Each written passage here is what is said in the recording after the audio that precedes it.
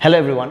तो कल सुबह क्लास 10 का टर्म 1 का फाइनल एग्जाम, वो भी मैथ्स, जिसको लेके हर बच्चे के दिमाग में कुछ ना कुछ अभी चल रहा है कि कल सुबह हमने अच्छे से प्रिपेयर तो किया, अगर जाके वहाँ पे कुछ उल्टा पुल्टा हो गया तो क्या। कुछ बच्चे ये सोच रहे होंगे हमने तो अच्छे से प्रिपेयर भी नहीं किया, हमारा क्या होगा।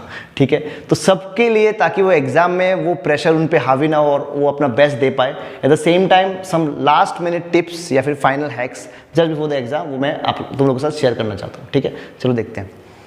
तो the first thing that I want to tell you, जो सबसे पहला चीज़ है वो है कि एमसीक्यूज में हम क्या कर सकते हैं मैथ्स में मेनली। ठीक है, तो पहला मेथड जो हमने सोचा है वो है एलिमिनेशन मेथड, या फिर इसको हम लोग एक और नाम से भी बुलाते हैं, और we call it the reverse engineering. Reverse engineering, ठीक है। इसमें हम क्या करते हैं, इसमें हम एमसीक्यूज को डायरेक्टली नहीं देखते हैं क्योंकि हमको डायरेक्टली आंसर पता ही नहीं है, लेकिन क्योंकि हमारे पास चार ऑप्शन है तो हमको पता है, इतना हमने पढ़ लिया है कि हमको ये पता चल रहा है कि ये दो नहीं है। Suppose A B C D है तो सी और डी को पहले से हटा दिया, फिर ए और बी में कंफ्यूजन है, उसके बाद डायरेक्टली हमको पता नहीं है, बट बी के तरफ से सोचा कि बी और ए में क्या क्या चीज़ है जो क्वेश्चन को फेवर कर रहा है ज़्यादा, तो इसको बोलते हैं इंटेलिजेंट गैसिंग। तो इससे फाइनली हमको पता चला कि जो ऑप्शन बी है वो ए से ज़्यादा फेवर कर रहा है, तो आंसर हो गया ऑप्शन बी। तो ये वाला एक टेक्निक ये बच्चों को पता है, बट बहुत बार बच्चे इसको अप्लाई नहीं करते हैं in pressure situations. But this method really works if you are totally not sure and 100% not sure about the options, जो परफेक्ट करेक्ट ऑप्शन क्या है। तो उस केस में तुम आराम से देख सकते हो कि क्या क्या आंसर नहीं है, और इंटेलिजेंटली एक के बाद एक को एलिमिनेट करते गए, तो जो लास्ट में बचा वो तुम्हारा आंसर है। सो इसको तुम आराम से यूज कर सकते हो। ये गया पहला। दूसरा है very important, reason assertion type, या फिर रीजनिंग एंड असर्शन टाइप। ये वाला पार्ट बच्चों को बहुत दिक्कत देता है क्योंकि बहुत लोग इसको समझ नहीं पाते क्या करना है। इस पे एक सिंपल सा ट्रिक या फिर टेक्निक अगर मैं तुम्हारे साथ शेयर करूं, वो है कि सबसे पहले स्टेटमेंट 1 होता है इसमें, आई होप यू नो इट, जो लोग भी प्रिपेयर कर रहे बच्चे तो पता ही होगा। स्टेटमेंट 1 और स्टेटमेंट 2 होता है बेटा, उसमें एक स्टेटमेंट ट्रू हो सकता है, एक फॉल्स हो सकता है, दोनों के दोनों ट्रू हो सकते हैं। तो सबसे पहला काम जो तुमको करना है वो है कि दोनों का ट्रुथ देख लिया, मतलब दोनों की सच्चाई देख ली अच्छे से। पहले दोनों स्टेटमेंट को आराम से पढ़ा और दोनों में से क्या सच है क्या गलत है वो डिसाइड कर लिया। And don't go rush to the options first, पहले ये देख लो। क्यों देखो, अगर इन दोनों में से कोई भी एक फॉल्स हुआ, अगर आई रिपीट, अगर दोनों में से कोई भी एक फॉल्स हुआ, immediately option A and option B are gone. I hope you understand मैं क्या बोल रहा हूँ। ऑप्शन ए हमेशा होता है statement 1 is true, statement 2 is true, and statement 2 is the perfect explanation for statement 1। ये होता है ऑप्शन ए। और ऑप्शन बी क्या होता है, statement 1 is true, statement 2 is true, and statement 2 is not the correct explanation of statement 1। तो अगर दोनों में से कोई भी एक गलत हो गया तो ऑप्शन ए और ऑप्शन बी तो वहीं पे खत्म ना। तो इमीडिएटली यहाँ पे वापस एलिमिनेशन हो गया, तो ऑप्शन ए ऑप्शन बी तो ऐसे भी नहीं होगा। तो उसके बाद अगर ये फॉल्स पता चल गया तुमको और ये ट्रूथ है, तो तुम्हारा आंसर तो तुम्हारे आंखों के सामने खड़ा है। उसके बाद ऑप्शन सी या फिर ऑप्शन डी में से होता है, क्योंकि ऑप्शन सी आई थिंक ये होता है कि स्टेटमेंट 1 ट्रू है और स्टेटमेंट 2 गलत है, और ऑप्शन डी होता है स्टेटमेंट 1 फॉल्स है और स्टेटमेंट 2 सही है, तो ये आंसर होगा। तो रीजन असर्शन को बहुत ईजिली कर सकते हो, ये एक टेक्निक हो गया जहाँ पे तुम तुरंत देख लोगे। बट नॉर्मली जो क्वेश्चंस आएंगे तुम्हारे, उसमें से 50% ये क्वेश्चंस आएंगे जहाँ पे दोनों के दोनों सही होंगे, दैट इज रीजन भी और असर्शन भी। उस टाइम पे तुमको क्या देखना है, तुमको उस पर्टिकुलर जो स्टेटमेंट ट्रू, जो दोनों को जो तुमने मतलब दोनों को जो तुमने ट्रू बोला है या फिर जो भी तुम्हारा ट्रू मिला है, एक दूसरे को एक्सप्लेन कर रहा है कि नहीं, ये मत देखो उतना, क्योंकि वो दिखने में थोड़ा समझने में दिक्कत होगा। तुम बस ये देखो कि ये होने से स्टेटमेंट 1 अगर सच हुआ तो क्या ये ऑटोमेटिकली हो जाता है, एंड वाइस वर्सा। चलो ये वाला बेटर रहेगा, इसको दोनों देखने का भी जरूरत नहीं है, क्योंकि जब जो ऑप्शन बी होता है वो क्या बोलते हैं कि statement 1 is correct, statement 2 is correct, but statement 2 is not the correct explanation of statement 1। मतलब स्टेटमेंट 2 अगर सच है तो ये इंप्लाई करता है क्या, ये ऑटोमेटिकली मिलता है क्या कि स्टेटमेंट 1 भी सही है, ये देखना है। अगर ये हो जाता है कि स्टेटमेंट 2 अगर सही है तो स्टेटमेंट 1 भी ऑटोमेटिकली सही हो जाता है, so then you will go for option A, मतलब जहाँ पे statement 2 is the correct explanation for statement 1।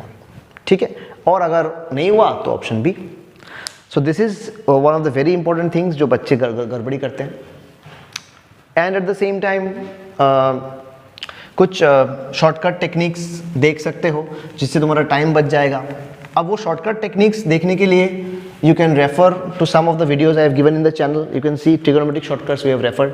चलो एक पर्टिकुलर शॉर्टकट अभी हम बोल सकते हैं, जैसे कि मान लो कुछ भी हमने एक इक्वेशन लिख दिया 23x लीनियर इक्वेशन में बता रहा हूँ प्लस से 44y equal to say whatever कितना आ रहा है 67 इंटू 2 इज हाउ मच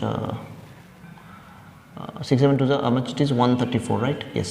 उसके बाद आगे बढ़ा यहाँ पे 44x प्लस 23y ऐसे आ गया and that is equal to how much 67 रह दिया ठीक है।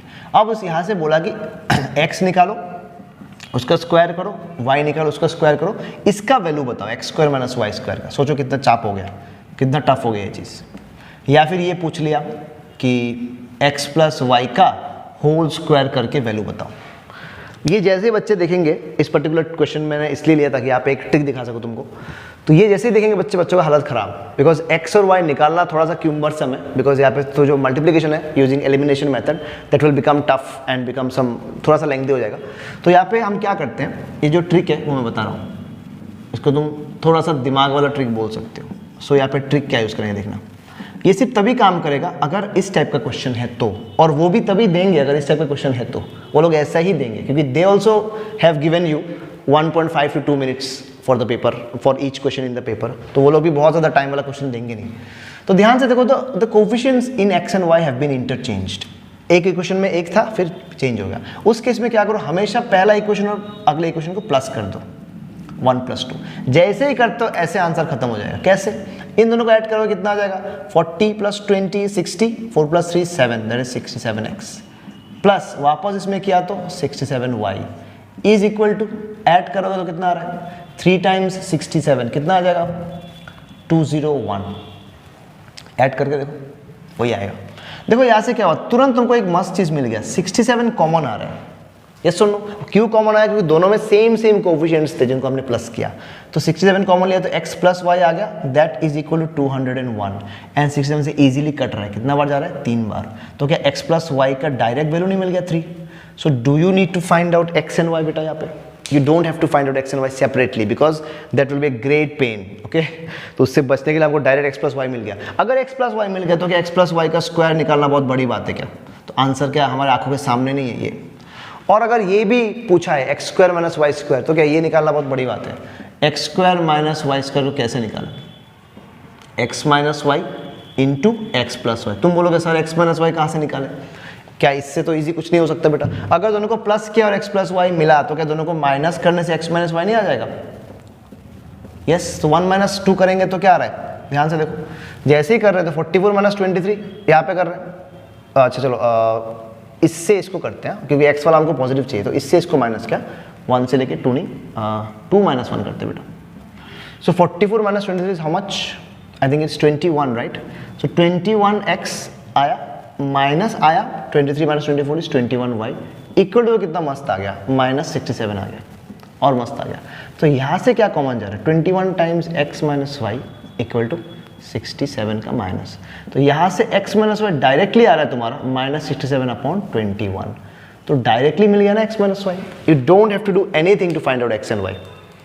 ठीक है, तो अगर क्वेश्चन में और आगे पूछा कि x क्या है y क्या है तो बहुत सिंपल है। अब तो ये दोनों लीनियर इक्वेशन बहुत ही सिंपल आ गया, दोनों को ऐड कर देंगे आ जाएगा। So this is a shortcut technique, मुझे लगा बता देना चाहिए तो मैंने बोल दिया। This will really help you to solve questions of this sort. ठीक है, लास्टली बेटा हम बात करेंगे कुछ ऐसे चीज़ों के बारे में जो हर बच्चे को दिक्कत होता है एग्जाम में जाने के बाद, जब वो वहाँ पे बैठा होता है और उसके दिमाग में फालतू का चीज़ भर के गया वो घर से, और वहाँ पे जो उसका पोटेंशियल है मान लो 100% मारने का, वहाँ पे उसको ख़त्म करके 50% पे ला रहे हैं। ठीक है, ऐसा नहीं करना है। ठीक है, what to do when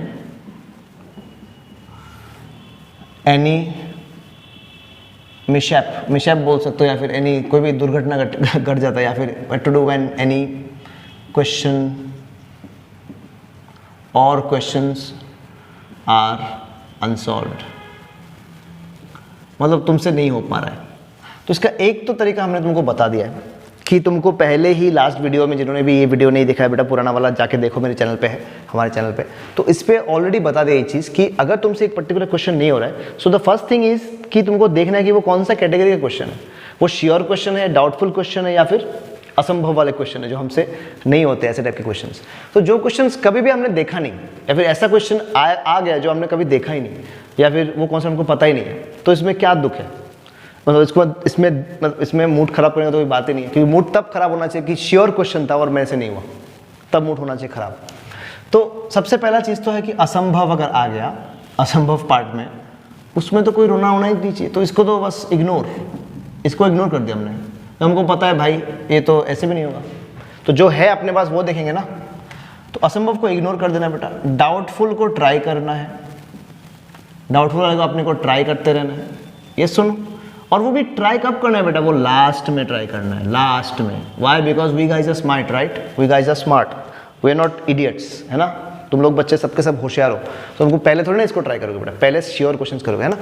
अब श्योर में आते हैं, जैसे हम श्योर क्वेश्चंस करने जा रहे हैं उस टाइम पे भी अगर हमसे कुछ उल्टा पुल्टा हुआ, जो कि बहुत ही नेचुरल है, एंड प्लीज डोंट जज योरसेल्फ फॉर दिस कि यार मेरे से नहीं हो रहा है, मैं तो गधा हूँ, ये वो नहीं है, बिल्कुल नहीं, because that will be the sign of a really stupid person, right?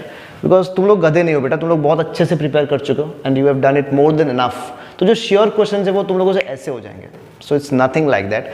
सो जो श्योर क्वेश्चन है वो भी अगर नहीं हो रहे तो तब क्या करना है, ये नोट करना है हमको। तो अगर दिमाग ज़्यादा हैवी हो रहा है या फिर you are getting blank in the exam, जो कि हो सकता है 2 से 3 मिनट के लिए कुछ समझ में नहीं आ रहा है, ठीक है, तब क्या हुआ इसका मतलब क्या हुआ, ध्यान से समझो। इसका मतलब जो रियलिटी है एग्जाम का, जो प्रेशर है वो हावी हो गया हमारे दिमाग पे, और हमारा दिमाग का जो बेसिक से पोटेंशियल है वो भी हमको परफॉर्म करने नहीं दे रहा है। इसका मतलब क्या, वहाँ पे दुश्मन कौन है? दुश्मन है वो एग्जाम का प्रेशर, वो एग्जाम का टेम्परामेंट, वो एग्जाम हॉल का एटमॉस्फेयर। उसके वजह से मैं दिमाग काम करना बंद कर दिया। तो क्या करना है उस टाइम पे? उस टाइम पे बहुत ही बेसिक सी बात है। उस टाइम पे सबसे पहला एक तरीका है, close your eyes and take 5 to 6 deep breath. सबसे पहले गहरे सांस लेने हैं 5 से 6। अगर तुमको ऐसा फील हो रहा है कि कुछ भी दिमाग काम नहीं कर रहा है, पूरा बंद कर दिया exam, just pause it for 5 minutes और से 2 मिनट्स और 3 minutes, just take deep breaths 5 से 6 दिमाग में, ठीक है। उस टाइम पे दिमाग ब्लैंक है तो बस कुछ नहीं सोचा, बस ब्रेथ पे ध्यान दिया, पूरा ध्यान अपने ब्रेथ पे लाया कि क्या चल रहा है, बस ब्रेथ पे ध्यान दिया, सांस लिया। उसके बाद एक चीज़ कर सकते हो बच्चा लोग, जो बहुत काम का है, तुम उल्टा गिनती करना स्टार्ट करो दिमाग पे। Count reverse from 100 to 1। The moment you start counting from 100 to 1, your entire जो concentration है that will move towards 100 and then reverse to 1, जो कि टफ है क्योंकि हम लोग कभी वैसा गिनते नहीं है। सो पूरा concentration वहाँ पे जाएगा, उल्टी गिनती करो up to 1। So the moment you do this, तो तुम्हारा पूरा का पूरा प्रेशर जो है वो 50% टूट के हाफ हो जाएगा, क्योंकि अभी तुम पूरा प्रेशर सिचुएशन से बाहर आ गए हो, ठीक है। ये दूसरा है हैक नंबर 2, ये है हैक नंबर 1। इसके बाद ये करना है। उसके बाद भी अगर तुमको सही नहीं लग रहा है, या फिर अगर तुमको लग रहा है कि दिक्कत हो रहा है या फिर समझ में नहीं आ रहा है, तो फाइनल हैक क्या है, तुमको उठ के निकलना है, ठीक है। Just take a break, ask your teacher if he और she gives you enough permissions. अगर वो लोग देते हैं कि बेटा ठीक है चलो आप बाहर से आ जाओ, थोड़ा सा बाहर से just take a break and just move out of the hall, because now the hall is creating a terror in your mind. The moment you move out the hall, you see the reality, दोस्तों को देखते हो। या फिर एक और तरीका है, बाहर जाके अगर तुमको टॉयलेट भी लगता है, फिर जहाँ पे भी जाना है, you can go to the washroom, okay, and just washroom पे जाओ, अपने आप को देखो, ठीक है। बस उसके बाद आ जाओ वापस। जस्ट सिर्फ अगर ये चीज़ कर सकते हो, जितना भी मैम अलाउ करता है, अगर एक बार भी करते हो तो एक बार जाओ, and you go to the washroom and come back. This will help you to realign yourself to your preparation point, कि कहाँ से शुरुआत किया था, इस तरीके से। या एक और ये हैक नंबर 3 है, जो बच्चा जो कर पाएगा, ठीक है। फाइनल हैक, यहाँ पे एक चीज़ सोच सकते हो, 4th पॉइंट, तुम थोड़ा टाइम के लिए अगर लग रहा है कि हावी हो गया दिमाग, तो ये दोनों किया, उसके बाद भी सही नहीं लग रहा है, what you need at that moment is humour, थोड़ा सा हंसी चाहिए। तो क्या करो, आसपास नज़र डालो, कोई ना कोई पक्का ऐसा कोई कांड कर रहा होगा या फिर नौटंकी कर रहा होगा जिससे तुमको हंसी आएगा। कोई ना कोई दोस्त पक्का होगा जो मांग रहा होगा कि आंसर क्या है, ठीक है। उनकी तरफ देखो and just let yourself take out that pressure through a smile. उसको तरफ देखोगे कुछ ना कुछ नाटक चल रहा होगा क्लास में, इसमें 3 से 4 मिनट तुम दे दोगे, तुम्हारा कुछ जाएगा नहीं, but that will have a great impact on your realigning the system for the preparation. So दोस्तों की तरफ देखो जो भी नाटक मार रहा है, ढूंढो कि कौन नाटक मार रहा है, फिर कुछ भी ऐसा है, कुछ ना कुछ एक पक्का हो रहा होगा, ठीक है, जहाँ पे जिस पे तुम अगर तुम्हारा ध्यान दोगे या फिर बाहर देखोगे, कहीं पे भी कुछ देखोगे, जो मान लो कोई हंस रहा है, कोई खेल रहा है, कोई गिर गया, या फिर मैम ने भी कुछ बोला, तो उसमें तुम हंसो, या फिर उसको तुम मतलब find the joy in it, find the humour in it. जैसे तुम इसको देखोगे तुमको हंसी आएगा, तो they will feel fresh by looking at the different creatures in the class. मैंने क्रिएचर्स इसलिए बोला क्योंकि बहुत बार हमारे क्लास में ऐसे ऐसे क्रिएचर्स होते हैं जो पूरा का पूरा एग्जाम हॉल में हंसाते रहते हैं या फिर कुछ ना कुछ नौटंकी कर रहे होते हैं, तो तब उनकी तरफ देखो, बिकॉज उस समय तुमको हंसी आएगा और टेंशन मुक्त हो जाओगे, ठीक है। तो इन सब को अगर तुमने अप्लाई किया तो बहुत ही कम टाइम में, with in matter of 4 to 5 minutes, तुम उस एग्जाम प्रेशर से तुरंत बाहर आ जाओगे। फिर जब तुम वापस जाओगे, यू विल स्टार्ट फ्रेश, और ये जो 3-4 क्वेश्चन जो नहीं हुए, उसका जो बर्डन तुम्हारे ऊपर हावी हो रहा था, वो तुमको होने नहीं देगा, और उससे तुम्हारा जो बाकी का क्वेश्चन है, जो श्योर क्वेश्चन है, वो इफेक्ट नहीं होंगे। और वापस अगर तुम इसको आओगे भी लास्ट में, तो ऐसा हो सकता है कि तुम्हारा दिमाग क्लिक कर जाए और वो क्वेश्चन वापस याद हो जाए। So all the very best, and I know you guys are going to rock it, and all the best for your exam.